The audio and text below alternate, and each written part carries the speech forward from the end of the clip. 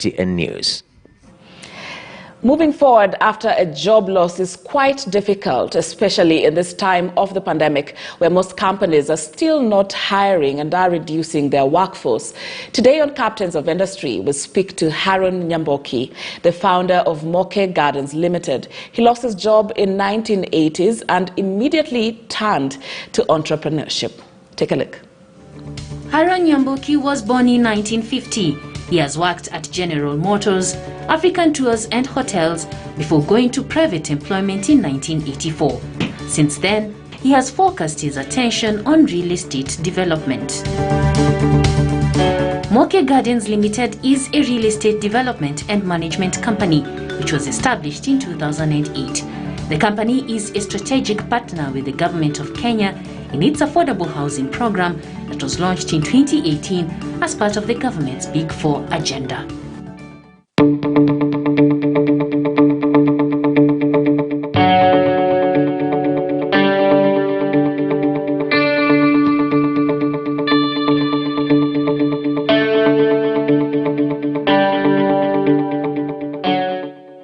Okay, thank you so much and welcome to Captains of Industry.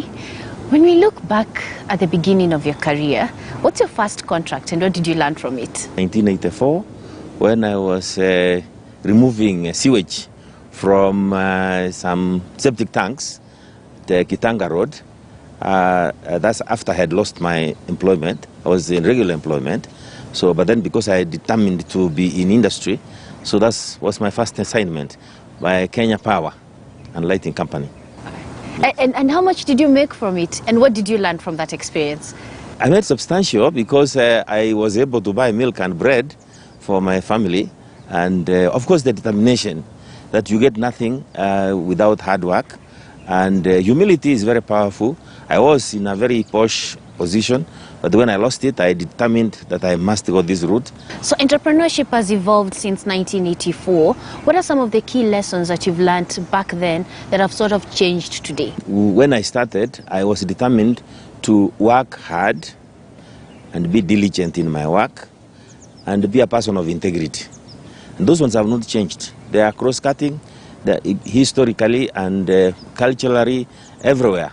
When you look at the real estate sector, how have consumer behavior changed over time? What are they now demanding in houses that they were not looking forward to a long time ago? Smart technologies. They want to have these biometrics in their houses.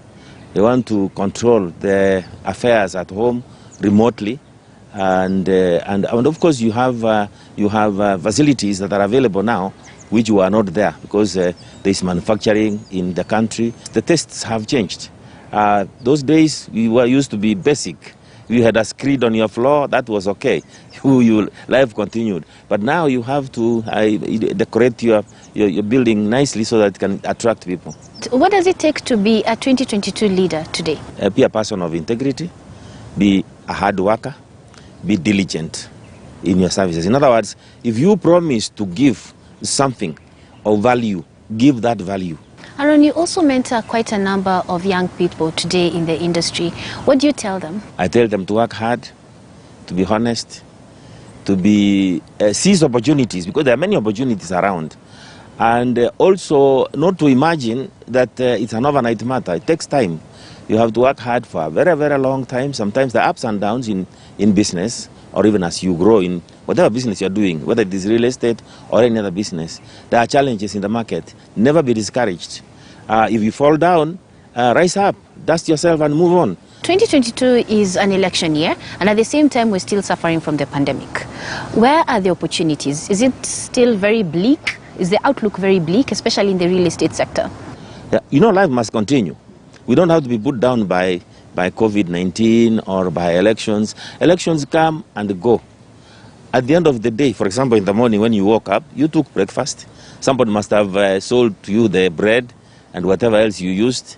And so we must produce. Life continues. There's no stopping of life because of elections or pandemic. And even in pandemic, you see in Kenya, there are people who have seized that opportunity to sustain themselves. For example, masks were not there before. Yeah, sanitizers were not there before, and Kenyans have taken opportunity of such, and they have made money. they have continued to survive. Yeah, the future is bright. Right, so what kind of a legacy do you want to leave behind? Hardworking. Don't be put down by poverty. Poverty is in the mind. If you work hard and you work diligently and you're an honest individual, you can come out of that. We came from very poor background, but we were not put down by that. And the economy or the nature is dynamic. There's no static situation.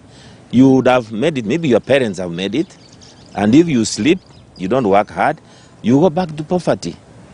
So, and also vice versa. If you could be born into a poor family, but if you work hard and diligently and you are honest, why not? You break the cycle.